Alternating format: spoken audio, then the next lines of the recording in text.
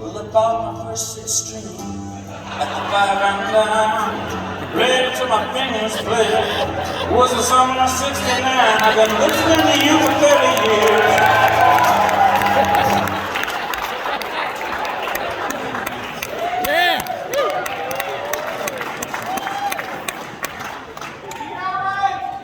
I'm just gonna take a second. Just to focus all of my hatred on this person.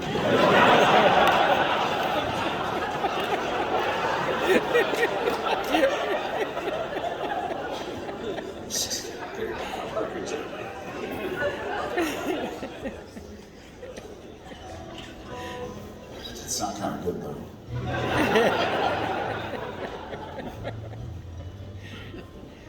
You know, the funny thing about that song, so I covered that song, right? I texted that guy when I was going to cover it. It's like a while ago, the rhyme.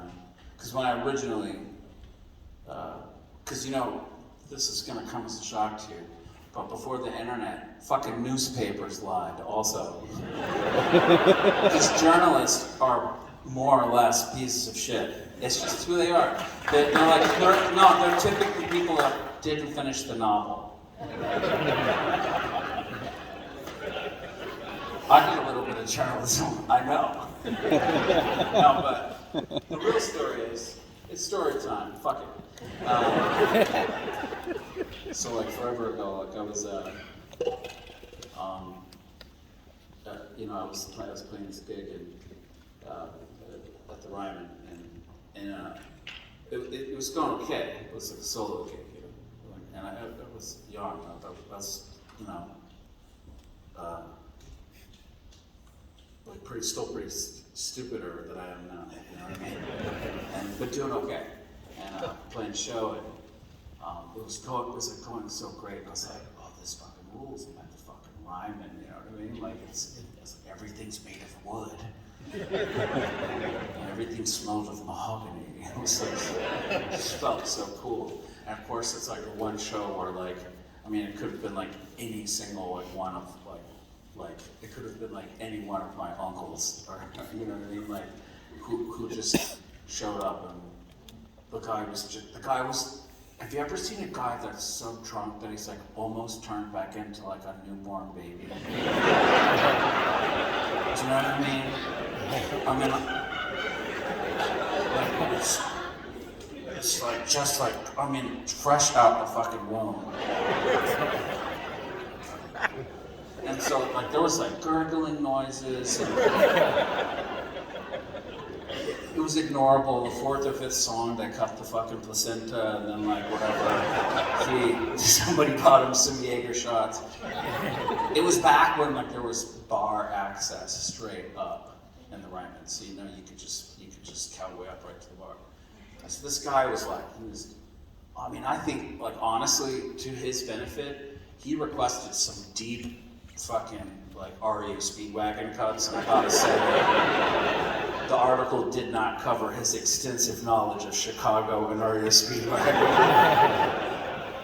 But it was like, you know, by the time, I think it's like an hour into the set, it was like, you know, where the entire place, like a fat fucking loudmouth guy had, like, imagine if between every song, or in the middle of every song, was that audible, and it was this quiet. Imagine that for an hour, but in a fucking country church. You know what I mean? So it sounded kind of like, you know, like the Indiana Jones scene where one of the, I mean, he's always, something unfortunate's always happening to him, but anyway, one of the unfortunate times that he's falling into some fucking Egyptian hole, and it's like, and it's just full of snakes. By an hour into it, literally the Ryman Auditorium sounded like a fucking zoo full of snakes. It was like, and then somebody, you know, calling out B-sides of fucking Chicago songs. And he called out a Bryan Adams song too, because, you know, my name is Ryan Adams. That guy's name is Bryan Adams. He was Bryan Adams. And so like, you know, there's steps in the front of the thing. It's like I could just walk right out, you know. And I walked right out to him. Because I said audibly to the security, who were like older than my grandparents. Like I don't even know how they got in the plane. They wheeled him in there. They propped him up on some shit, I don't know. And I was like, really, you're not gonna do anything about it? And when I saw the security, I was like, oh, okay, that's what's going on. It's like they're calling Matlock, and he's on set. So I walked out, and I saw a guy, and the guy was like, he was like so drunk, he was like drowning in his drunkenness. I know I've been there because I'm a fucking alcoholic, you know, and I'm sober a year and a half, so I know what that's like.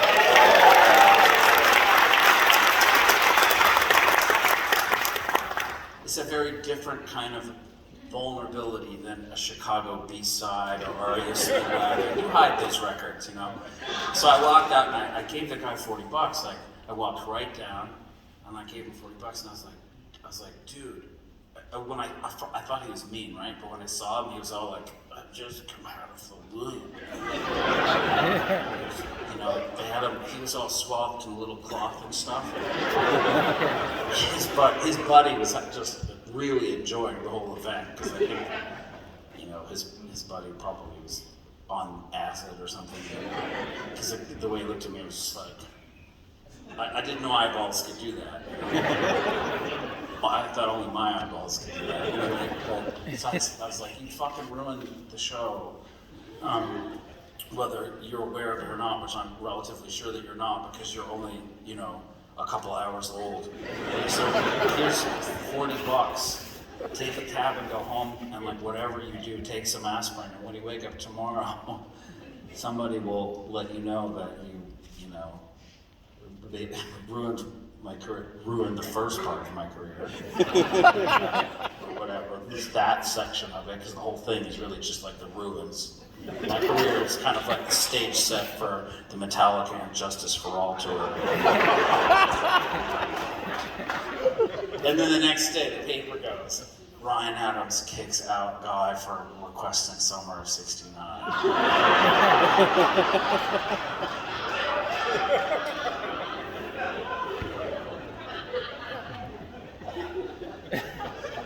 That fucking guy.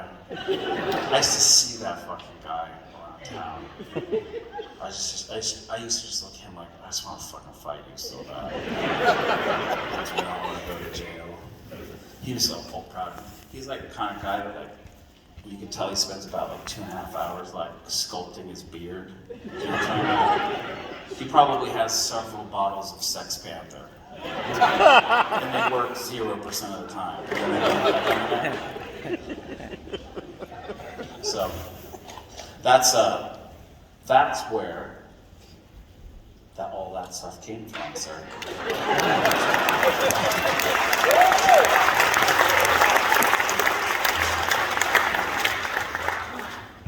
And now it made me feel good to tell that story, and I feel like I'm back in my groove. I've already jumped off the set list. I have no idea where I'm going, and you're gonna go with me, and let's do it.